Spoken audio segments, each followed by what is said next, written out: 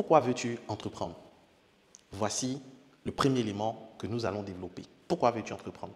Très souvent, j'entends des personnes, des aspirants entrepreneurs dire qu'ils veulent entreprendre pour avoir plus de liberté, bénéficier des voyages.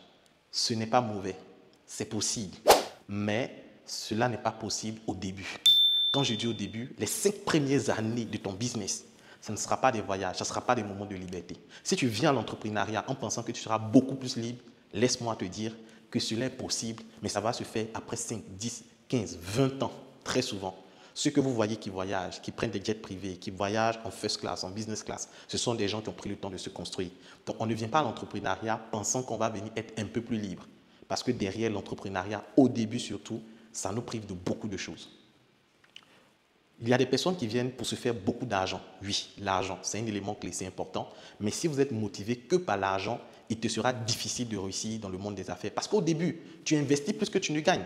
Tu investis plus que tu ne gagnes. Ton argent va plus sortir que ça ne va entrer. Donc, si tu viens pour de l'argent et que tu ne penses pas offrir des solutions, accompagner des personnes à réaliser leur objectif, à aider des personnes qui vont en retour te payer, ce qui va se passer simplement, c'est que tu seras déçu. Et tu vas devenir ce que j'appelle un entrepreneur papillon. Ça veut dire, tu seras aujourd'hui en train de vendre des sacs. Dès que tu vois qu'il y a des difficultés dans la vente des sacs, tu seras en train de vendre des chaussures. Quand tu vas voir qu'il y a des difficultés dans la vente des chaussures, tu seras en train de vendre des habits. Quand tu vas voir que dans les habits, c'est difficile, tu vas chercher à vendre des montres, des ordinateurs. Donc, tu vas devenir un entrepreneur papillon. Parce que tu seras toujours en train de chercher de l'argent, au lieu de bâtir un système, de bâtir une entreprise, un empire qui va perdurer dans le temps. Donc, l'argent, c'est bien, mais l'argent ne doit pas être la seule motivation pour te lancer en entrepreneuriat. Sinon, tu seras déçu. Fuis un patron colérique. Il y a plusieurs personnes qui décident d'entreprendre parce qu'ils estiment que mon boss me parle mal, mon boss se fout de moi, mon boss ne me respecte pas, mon boss il est colérique, il crie sur les gens. Lui pense que quoi? Moi je vais me lancer, moi j'ai des chefs d'entreprise.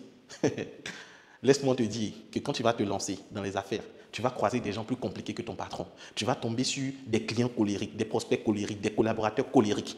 Donc, on ne se lance pas en entrepreneuriat parce qu'on veut fuir son patron. Lorsque tu te lances en entrepreneuriat, c'est parce que derrière, tu veux résoudre un problème. Tu veux apporter une solution, tu veux construire quelque chose. Parce que si c'est le comportement de ton patron qui te pousse à entreprendre, laisse-moi te dire, tu vas croiser des gens souvent qui sont plus compliqués, plus difficiles et moins agréables que ton patron. C'est vrai qu'un patron toxique, un patron colérique ne garantit pas une bonne atmosphère, mais tu peux chercher un autre travail. Tu peux postuler ailleurs, mais ne viens pas te lancer en entrepreneuriat en disant que je vais prouver à ce patron colérique-là que moi aussi je peux voir mieux ailleurs. Non, si c'est la colère des gens qui te poussent à l'entreprendre, si c'est la colère de ton patron qui te pousse à l'entreprendre, tu vas croiser des gens qui sont 2 fois, 3 fois, 4 fois plus colériques et même injurieux que ton patron. Donc ne te lance pas dans les affaires juste parce que tu veux fuir un patron colérique. Se lancer après une conférence ou une vidéo de motivation. Vous savez, les coachs que nous sommes, nous avons cette capacité-là de vous transférer une énergie positive, de vous transférer une énergie qui vous pousse à croire en vous et à vous lancer. Mais ne vous lancez pas seulement sur la base des émotions. Ne vous lancez pas parce que vous venez d'écouter Coach Luku et qui vous dit oui, il faut croire en toi, il faut te lancer et puis tu te lances. Non, prends le temps de te former, prends le temps de te construire, prends le temps de faire une étude de marché. Ne te lance pas juste par émotion. Ne te lance pas juste parce que tu sors d'une conférence où tu as été boosté. Oui, la motivation c'est bien. C'est une condition nécessaire mais pas suffisante. Je répète, la motivation est une condition nécessaire mais pas suffisante. Au-delà de la motivation, au-delà de cette vidéo, au-delà de ces conseils qu'on t'a donnés, tu dois te former, tu dois apprendre, tu dois avoir des racines solides pour réussir. Sinon, si tu te lances sur la base d'une conférence, sur la base d'une vidéo de motivation, tu seras vite désillusionné. Tu vas avoir l'impression que le conférencier t'a menti, la vidéo t'a menti. Non, c'est parce qu'au-delà de la motivation, il faut la formation, il faut la structuration, il faut des actions pour aboutir à un bon résultat. Se lancer par suivisme ou parce que c'est à la mode. Aujourd'hui, la plupart des jeunes se lancent en ligne parce que c'est à la mode. Je vais créer ma boutique en ligne, je vais créer ma page Facebook, je vais commencer à vendre quelque chose. Donc les gens se lancent par suivisme et simplement parce qu'ils se disent que, ok, actuellement, c'est la mode de faire les affaires. À tout le monde va en ligne, donc je vais en ligne. Non, évite de faire le suivisme. Évite de faire le suivisme. Forme-toi, comprends quel positionnement tu pourras avoir pour atteindre tel ou tel objectif de vente, objectif de réussite. Donc évite le suivisme si tu veux réussir en entrepreneuriat. Effacer la frustration. Vous savez, il y a des frustrations qui nous poussent à entreprendre. Vous pouvez chercher du travail, vous postulez dans 1, 2, 3, 4, 5, 10, 20 entreprises. J'ai un ami à moi qui a postulé dans près de 40 entreprises. Il a photocopié son CV et il glissait sous les portes des entreprises parce qu'il dit non, trop c'est trop, il faut qu'il travaille. Et après avoir fait tout ça, il a vu que non, c'est compliqué. Il a décidé de se lancer en entrepreneuriat. Et il y a des personnes qui, soit à cause d'un parent, soit à cause de leur famille, soit à cause de l'environnement, où ils ont eu une frustration soit extérieure ou intérieure, qui les pousse à vouloir entreprendre. La frustration peut être un carburant. Le fait que vous êtes dans une famille où peut-être maman ou papa est décédé parce qu'il n'avait pas peut-être 10 000 francs pour payer le médicament. Le fait que tu sois dans une famille où il n'y avait pas l'argent pour scolariser tes petits frères ou pour payer tes études jusqu'à la fin de tes études, ça peut être des éléments déclencheurs, ça peut être des éléments qui vont te pousser à te dire « trop, c'est trop, il faut que ça change ». Mais au-delà de cette frustration, crois-moi, tu dois apprendre à te former. Tu dois apprendre à te forger. Parce que la frustration en elle seule ne garantit pas la réussite. La volonté de réussir ne garantit pas la réussite. Tu peux avoir envie de réussir. J'ai un ami qui me disait comme ça quand on était au lycée. J'ai fait le lycée scientifique. Il me disait que Loukou, tu sais, on dit vouloir c'est pouvoir. Mais bon, moi, il veut 20. Mais depuis là, il ne gagne pas 20. Que vouloir c'est pouvoir, c'est vrai. Mais il ne suffit pas simplement de vouloir. Il faut poser des actions. Donc le fait que tu sois orphelin, tu sois issu d'une famille où il y a eu des difficultés financières, etc., ou que la vie ne t'a pas fait cadeau, ça peut être un carburant. Mais ne te base pas sur ça seulement pour te lancer. Forme-toi, entoure-toi, lis, apprends pour pouvoir, en plus de ta frustration, avoir des actions et des compétences qui vont t'aider à réussir. Se lancer pour les titres. Il y a des gens qui aiment bien qu'on les appelle boss, patron, chef, CEO. Ils sont CEO, ils ne savent pas vendre. Ils sont CEO, ils n'ont pas appris à manager des équipes. Ils sont CEO, ils ne savent pas comment prospecter. Ils sont CEO, mais ils ne savent même pas bâtir des relations. Donc vous ne devez pas vous lancer juste pour les titres, sinon vous serez désillusionné. Ce n'est pas les titres, c'est vos résultats qui vont vous donner les titres. Ce n'est pas les titres qui vont vous donner les résultats.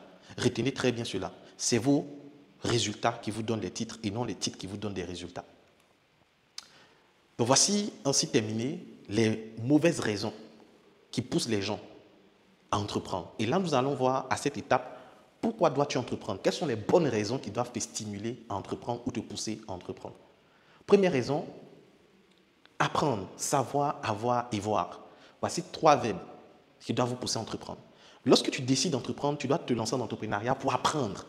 Frères, sœurs qui m'écoutent, tu dois te lancer pour apprendre. Parce qu'avant d'apprendre, il faut apprendre. Ça, c'est important. Donc, tu dois apprendre, tu dois savoir. En plus d'apprendre, tu dois avoir le savoir. Tu veux te lancer en cosmétique, apprends. Cherche à connaître, cherche à savoir ce qui se passe dans le monde de la cosmétique, dans le monde du coaching.